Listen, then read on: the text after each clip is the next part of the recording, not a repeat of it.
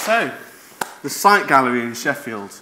If you've not been there, it's a fantastic place. Contemporary art gallery, international repute, some amazing things go on behind the doors, and you'd probably walk past it sometimes without even knowing.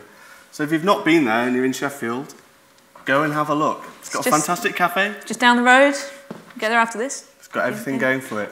So we're just in our penultimate week in our residency at Site Gallery. So we're quite a long way through now, and it's gone just like that, very quickly. Yes. The Site Gallery has been an excellent place to work because it's really a connector for the art scene in Sheffield, which is huge. There's 300, at least 300 artist studios within a couple of miles of the station. There's just this incredible scene going on. And the Site Gallery represents a kind of meeting point and a catalyst for all that activity that's going on. So it's really, really exciting to be involved with. And for the projects, our aims when we started, there were some challenges which we knew that Site had, but there were some things which we really wanted to make sure that we were able to do whilst we were there. So we knew there were some specific problems that Site wanted to address and have a look at, which maybe as technologists we could help. Yeah, we wanted to be able to sort of inspire them a little bit as well by showing them some of the kind of the possibilities of technology, to get them really excited about it, introduce, because obviously technology and art overlap quite a lot anyway, so there are artists working with tech that perhaps the Site Gallery weren't familiar with before, so we wanted to show them what was going on really and what's happening in the world of technology, what might be possible. And yeah, as James said, really specific solutions for the gallery. So we wanted to be helpful as well. But when we got there, their sort of technology guy had left, and they were in sort of a period where there was no techie that was there at the time when we arrived. Now, if any of you have a slight technical bent and you get phone calls from your family and relatives saying, "Can you help? I'm stuck with this." This was like dropping into that situation with a whole massive family who just got a virus alert or something on their computer and were phoning all at the same time. So we dropped right into the middle of that, and there was a whole load of things which they needed help with. The office printer wouldn't print. So with a bit of work, we managed to get it printing. And then it wouldn't stop printing. Paper kept on coming out. So we had to intervene before the office filled with paper. The wireless network wasn't working quite right, so we had to do a bit of work with that. So at the beginning, we spent quite a bit of time working on all these different things which weren't quite in the right place. The director's computer, well, one of them was just basically useless. And we managed to fix that by uninstalling GarageBand. Suddenly, the computer came to life. Productivity was dramatically improved in that first week, simply by fixing some of these problems. And we started also using as a web application tool called Trello, which some of you may have come across, which is a simple way of getting together tasks and things that need doing and priorities and all that sort of stuff. So we just started putting all the ideas and all the issues and all the problems that we had into this system. And we opened it up as well so that people in the arts organisation that runs Site Gallery also could add their stuff into there, and they could change our priorities. So one minute we'd be making a cup of tea for them, the next minute we'd be sorting the printer out again, and straight from that first week we managed to get a whole lot of things which we could then try and cram into our 12-week residency. Yes, and all of this is great, but we were conscious that there are two other teams also doing this project who've also been appointed technologists in residence at two different art galleries in the UK, who we were kind of keeping an eye on because we've all been asked to blog on the Happenstance blog, and we were watching their posts and thinking, well, it's like week 3, week 4 now, and all we've been doing is, uninstalling GarageBand and telling people to turn their computers off and on again. And we were starting to feel a bit of pressure because everyone else seemed to be building these awesome robots. So it was kind of a race against time by about the 3rd week. So we thought, well, what can we do? We've only got really 10 active weeks on this. What can we do about this? And we thought, well, rather than actually start with really kind of start trying to build something that won't really be quite good enough by the end because we haven't really got enough time now, why don't we stand on the shoulders of giant robots and bring in some technology that exists and see what we can do with it. So take something that's already out there and see if we can work with it to make it useful for the site. So Kathy and Heathcliff arrived in our world. So we're able to get hold of these fantastic little thermal receipt printers which you can connect to the internet in effect with a few gadgets and cables and bits and bobs, And one of Leila's friends has spent years kind of getting it all working. So we were able to stand on his shoulders, in effect, and get them plugged in. And one of the first messages we sent was to what became known as Heathcliff, saying, "Hey, it's me, it's Kathy, I've come home." Yeah, James is a Kate Bush fan, as I learned at that point. Yeah, carry on. Before we knew it, they had their own identities. They did. They became real personalities in the office, shall we say. They're essentially fax machines, but kind of tiny, cute, prototype ones. Fax for the 21st century. Yes, yes. It only occurred to me, though, fax machines recently, and I've described them as fax machines. Anyway, they are the first two that are really in public circulation of this particular model. We did wonder, what we were going to do with them. I noticed one of the pictures hadn't loaded there, but we're going to carry on anyway. Never mind. So,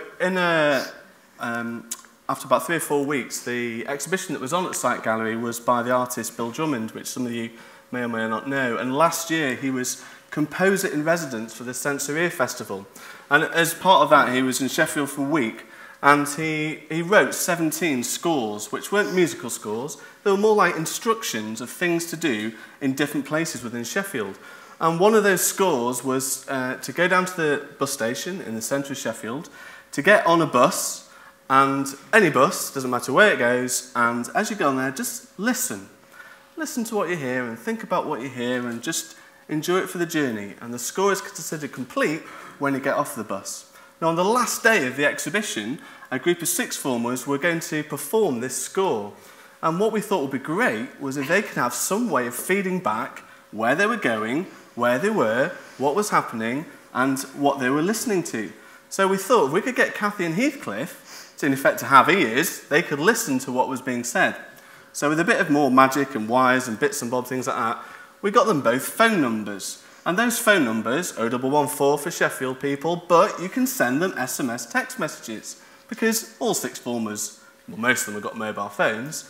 So wherever they ended up, they could send an SMS of what they heard and what they saw. And you can see on there, as it's been printed out, there's different things that they saw and heard as they went along. Yeah, they were surprisingly poetic. I think they really did us proud, those kids, on their little adventure. They really, I mean, especially considering they couldn't see what was going on down here, they really embraced the idea and sent loads of messages, and this was spooling out all over the floor of the site gallery. It was brilliant. So yes, so that was really good because we got to really use that technology that we brought in a practical way for the gallery, helping with the exhibition, so it's fantastic. This is the Polargraph. This is another piece of prototype robotic technology which has been developed by a friend of mine, Sandy, who lives in Edinburgh, and he's selling these now. They're kits that draw. You connect them to your computer, load a picture or text, and you can choose your pixel style. That's Longcat, if anyone's familiar with that particular internet meme. We did go a bit internet meme crazy with these devices.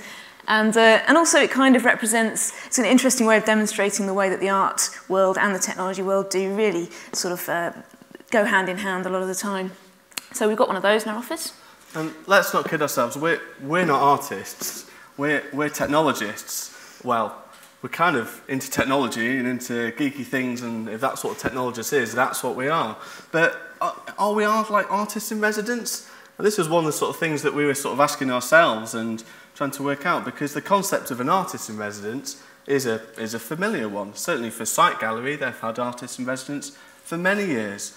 But they've never had technologists in residence before, especially not ones like us. Well, in fact, no one has. So, what does it actually mean to be a technologist in residence? So I think what happened was that we realised that in some ways we kind of were like artists in residence, in that we were sort of creating things and we were being left to our own devices quite a lot and being asked to inspire them with things. But also as technologists, you're not an isolated island. You are completely like a node connected to this network constantly, and you have a responsibility to be useful. But also, I think more interestingly, in the way that we are like artists, is that we have kind of created these little fictional worlds while we've been working there. And one of those, I think, is represented quite nicely by the fact that the printers have become so alive for the people that work in the gallery. This was one of the directors inviting Kathy for a cup of tea, right down there.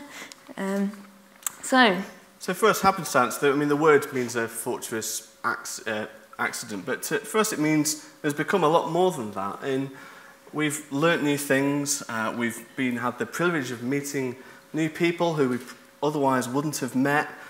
We've had the chance to kind of hack away with different bits of electronics and hardware and wires and all this sort of stuff. Yeah, we've learnt loads of new programming languages and programming skills and electronics and all sorts of stuff, and it's been an incredible kind of trajectory. We just can't stop thinking all the time. That's right. I mean, there's been times where you've been going to bed at night and mind's been racing about some of these issues, and you've been sort of trying to solve problems and waking up in the middle of the night thinking, oh, if only we had that cable, that would help, or maybe we could do this with a gallery. And that's one of the reasons why the time has just gone so fast, because there's been so much to think about and so much opportunity to do exciting and inspiring things. I think we both feel like we want to kind of leave something a bit more long-lasting as well, rather than just sort of go in there, build them a cool robot that does some amazing thing, and then go, and then all they've got is a robot that doesn't quite work anymore because we're not there to keep plugging the wires in.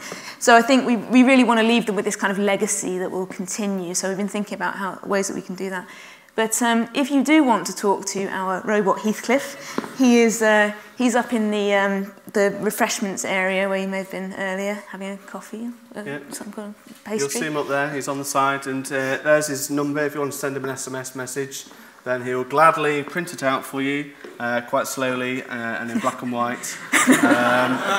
And he'll also tweet on his own personal Twitter account, whatever you put there. So that's his number. Go and have a look when you go for your next cup of tea or coffee. You could try calling him as well, see what happens. It might be an exciting treat. And that's us. Thank you very much for listening. Thanks very much. Thank you for listening.